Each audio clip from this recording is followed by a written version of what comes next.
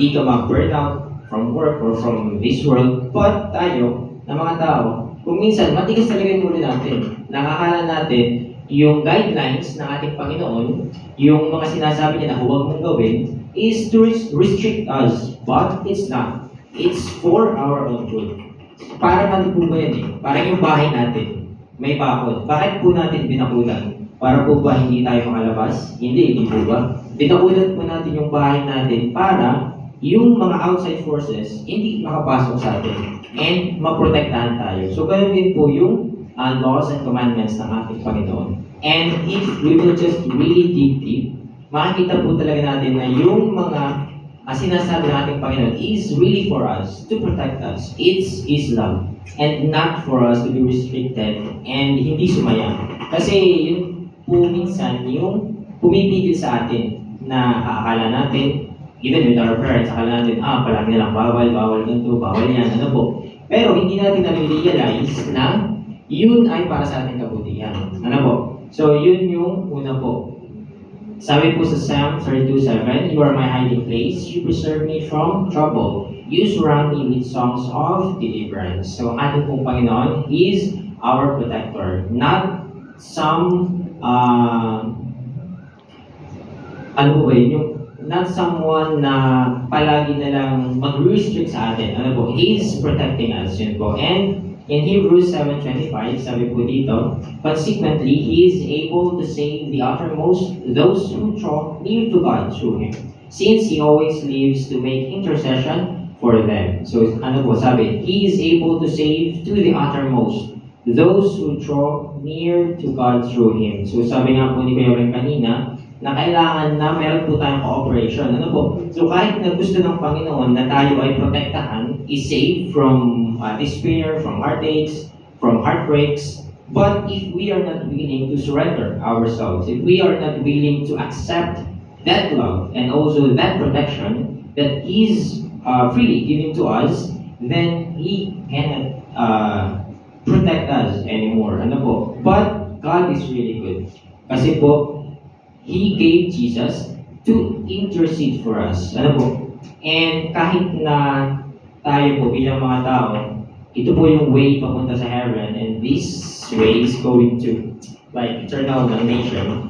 Lagi po tayo pupunta dito. Ano po? Pero yung kabutihan po ng ating Panginoon, isinend niya yung kanyang anak para kaunin tayo dun sa pathway papunta sa hell. Ano po? And kahit na napakulit natin ng mga tao na every time na ibabalik tayo ng Panginoon dun sa way papunta sa heaven, babalik at babalik tayo dun sa way papunta sa destruction. Ano po? But the good thing is, hindi sumusuko ang ating Panginoon. Yun po yung ating tatandaan palagi. Kasi kung minsan, syempre, nandito po tayo sa makasalanan na mundo, there are times na nagpo-fall short tayo, nadadapa tayo, nagkakasala. But it should not stop us from coming back to God. The most important thing as Christian that I realize this day is that our mindset, our goals, it should be really focused on heaven, on Jesus. Kasi once na yun yung ating mindset, even na ma-attempt tayo or magkasala tayo, tatayo tayo, and we will go back to that. At yun yung pinaka-importante at mahalagang aspect na malaman din natin. Kasi if we will look on King David, masasabi natin, he's a very sinful man. But he was named like man's after own God's heart. Ano po? Because yun po yung kanyang mindset na every time or may mga time na nagkasala siya, pero bumabalik siya sa ating Panginoon with a repenting heart. Yun po talaga yung mahalaga. Na meron tayong repenting heart na, Lord, I really cannot do this without you. Please help me.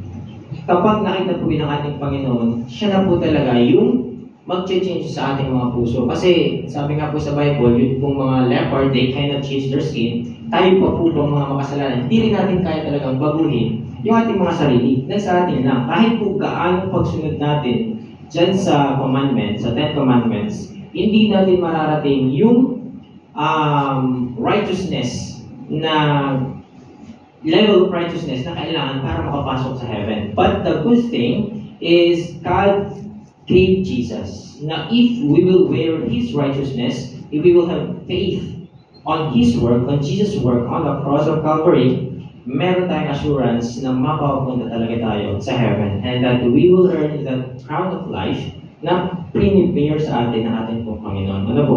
So next one po is, do not follow the crowd. Follow Jesus and the Word of God. So doon po sa nangyari sa akin, I followed the crowd. Ano po? So instead of following the traffic lights, so na-remind po ako na okay, these traffic lights, these are the Word of God. Ano po? And those cars in front of me, those are the Word. The other people, the crowd. So kapag po tayo is not focused, doon po tayo nakafocus sa crowd, sa world. What does the world want? Ano yung patok sa mundo? Kasi ngayon po, kapag tayo minsan ng mga Christians, especially in this generation, kapag sinabi na agad po natin na I follow God, ganito, ganyan, medyo hindi ka napasok agad. Ano po sa mundo? They will hate you. Na ang dami nilang, yan, masyado yung banal, masyado yung ganito, huwag natin isama yan. Ano po? So, pag nagpadala tayo dun sa crowd, sinasabi ng mundo, mapapagaya po tayo dito. We don't know na yung end pala ng kanilang path is destruction.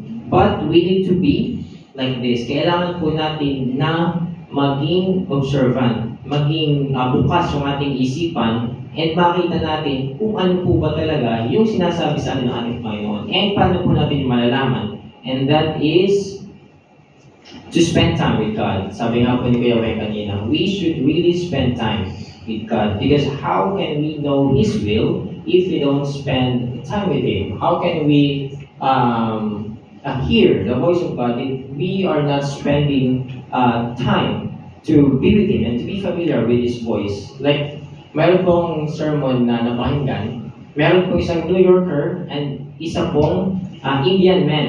Ano po? So, nandun sila sa gitna ng New York City and very noisy that time. Naghagis, meron pong kuliklik. Alam niyo ba yung kuliklik? Crickets. So, sabi ng Indian, there's a cricket. Ngayon, nagtaka po yung New Yorker. Sabi niya, do you have a bionic hearing? Kasi, how can you hear that sound in that noisy environment? So, sabi po niya, lumaki po siya, yung Indian, sa area na yun yung palagi niyang naririnig.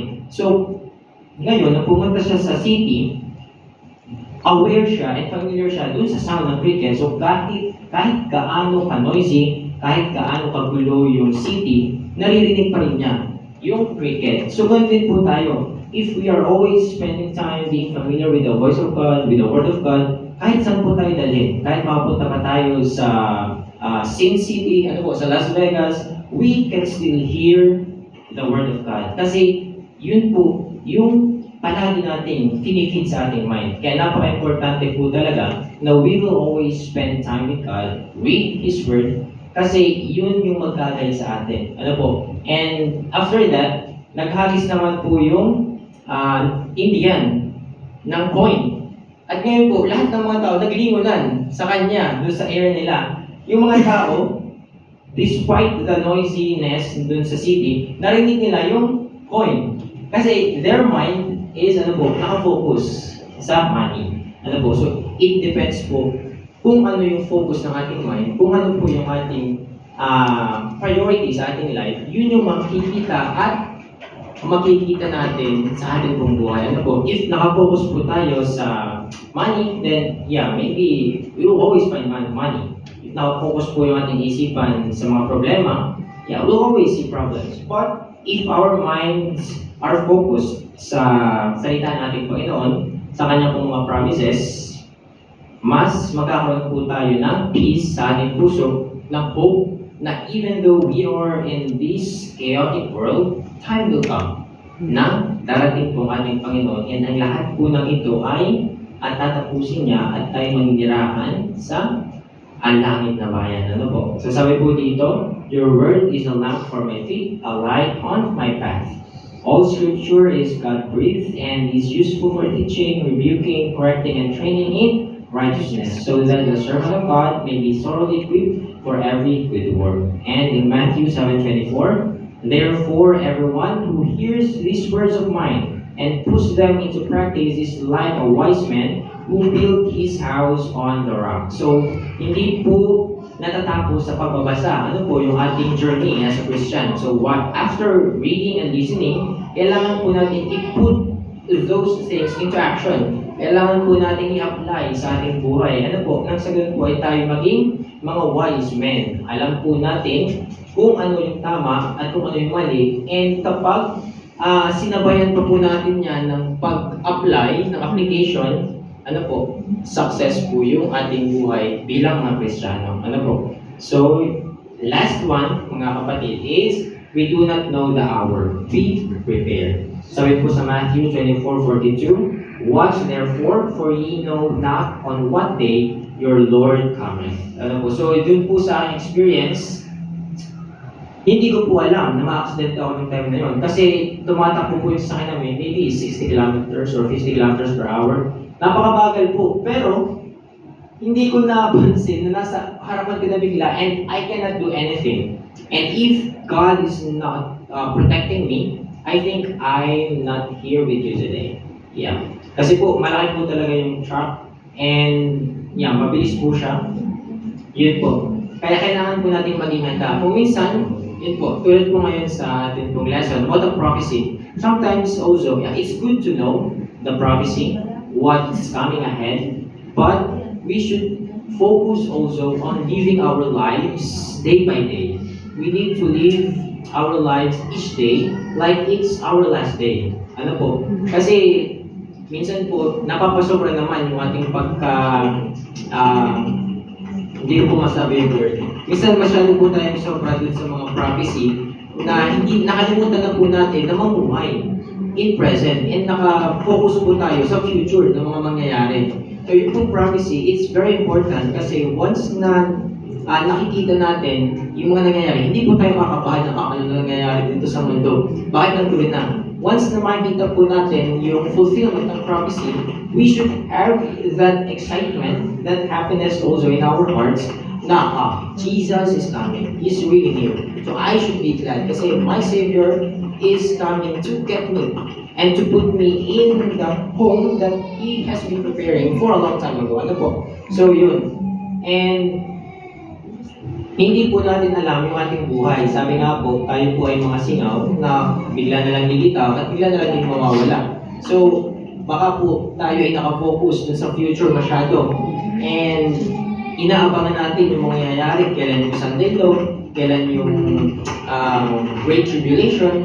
Pero nakalimutan natin i-prepare yung self natin every day na how should I live as a Christian? What's my relationship with God? Ano yung relationship namin ng ating Panginoon? Kasi yun po yung mahalaga. Sabi nga po sa Bible, even if you know the prophecy, but if you don't have love, then it's all in vain. Ano po? So marami tayong alam about the Bible, but how we treat other people, how we spend time with God, we don't have quality time with Him, it all will be useless. Ano po? So kailangan na balance. We know the prophecy, but at the same time, we have that intimate relationship with God. So ang ating relationship is like a cross. So first, is our vertical relationship with God and then the vertical relationship that will automatically follow. Ano po? So, yun po, kailangan natin maging handa sa araw-araw. And let's live a life that will glorify God po talaga. Kasi, yun nga po, sabi po ni Kuya kanina, ano yung mga priority natin sa life? Kapag can we say that, Lord, take the world from me, but give me Jesus? Can we say that to God? Lord, remove my remove my yung mga kayamanan ko, tanggalin mo. As long as nandiyan si Jesus, I will be fine. So, can we say that in our prayer? Ano po? Lord, tanggalin niyo po yung aking trabaho and give me Jesus and I will be fine. Pero alam niyo po, hindi naman po ganun yung ating Panginoon. He is a really good God. He will not remove your blessing. He will not remove what you have, especially if it's bringing glory to Him. Hindi po niya inaalisin kasi ang promise po niya is He will bless us and we will delight on His goodness.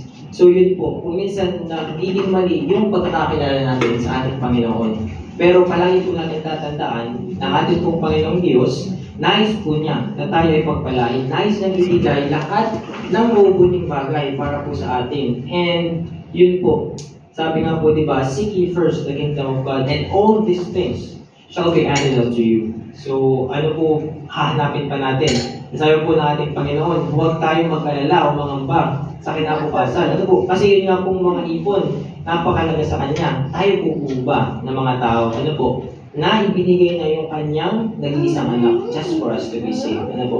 So, if sometimes we will feel na, I'm so unworthy, I have nothing to do here. Hindi po, ano. We are we are redeemed with a pay that is worse than anything here in this world. Ano po? Yung blood ni Jesus and yung nag-iisang anak ng ating pong Panginoong Diyos. So lastly, sabi po dito, be ready for the Son of Man is coming at an hour when you do not think He will come. So I really hope and pray, mga kapatid, na with this simple experience, also I know you have your experience also, and I hope and pray na you'll be able to share it here also and bless other people. Ano po? And tayo po ay sama-sama na sasalubong sa pagdating po ng ating Panginoong Diyos. Ano po? Napakasaya na tayo pong lahat, kasama ng ating mga kapatid, ng ating mga kaibigan, kahit even po yung mga nakasalubungan lang natin just now, it would be a really good feeling to see you all in heaven. Na tayo po ay sama-sama noon, magpupuri po sa ating Panginoon, wala na pong problema, wala nang mga pagkakasakit, na po, wala nang kamatayan, all just worship, all just singing, praising God, and spending time with Him eternally. Ano po?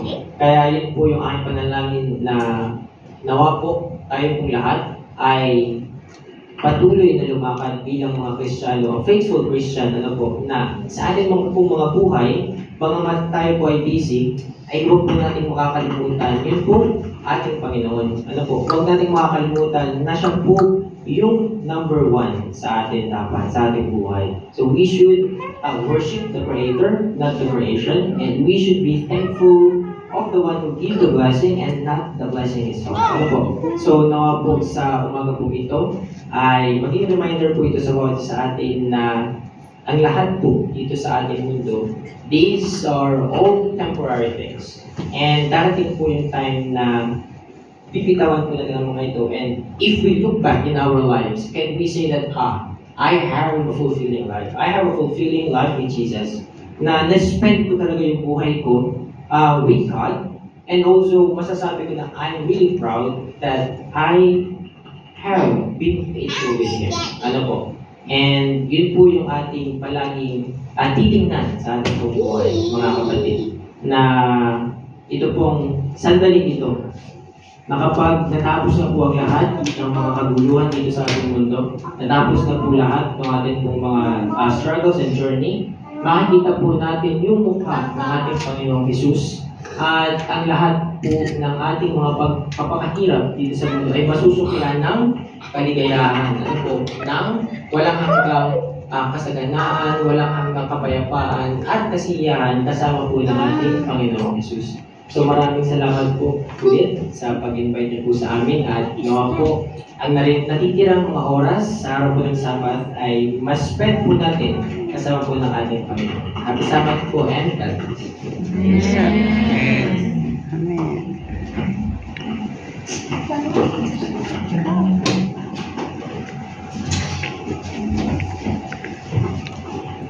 I will sing of Jesus' love for our closing song. Let's all stand.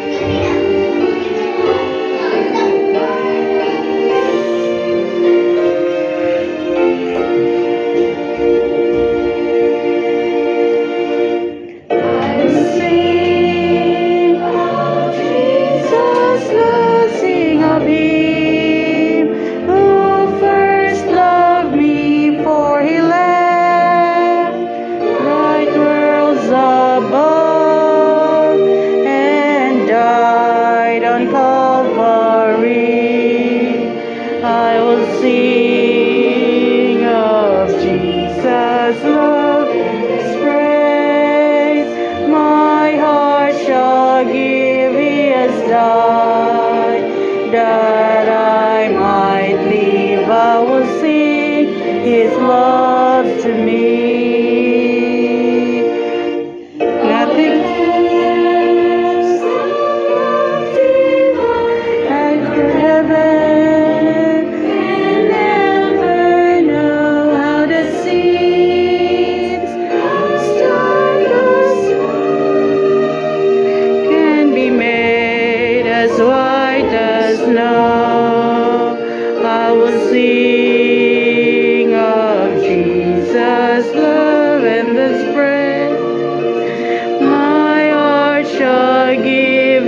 has done, that I might live. I will sing his love to me. Nothing good for him I've done. How could he such love bestow? Lord, I owe my heart is wrong. Help me now, my love to show. I will sing of Jesus' love and His praise. My heart shall give His song, that I might live. I will sing His love to me.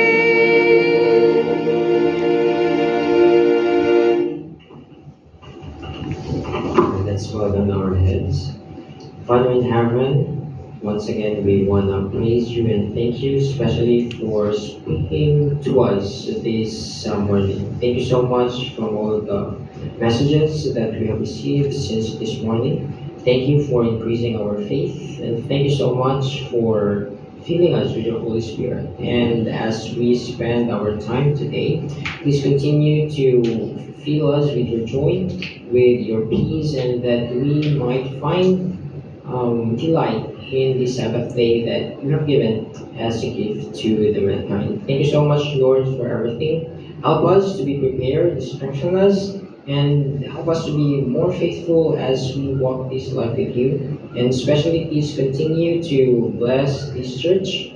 Be with them at all times, especially with the ministries and the programs that they're doing. Please continue to guide their leaders, and that you will always lead them, Lord, with compassion and with grace and mercy. And may they reach a lot of people here in Thailand, and in their everyday interactions, they'll be able to share the gospel and your love as well. Even though not all of us can always speak and share the message, help us to share the message through our actions and compassions towards all the people that we are encountering in our daily lives. And also, Lord, please continue to bless the works and jobs and businesses of these brethren so that the ministry of this church will grow more and they'll be able to reach more people to guide them also in your presence. Thank you for everything, Lord. May we receive your love, and also our families and brethren in the Philippines. Please continue to be with them. Don't forget them, and that we'll be able to be with them when Jesus soon returns. Thank you for everything. In Jesus' name we pray. Amen.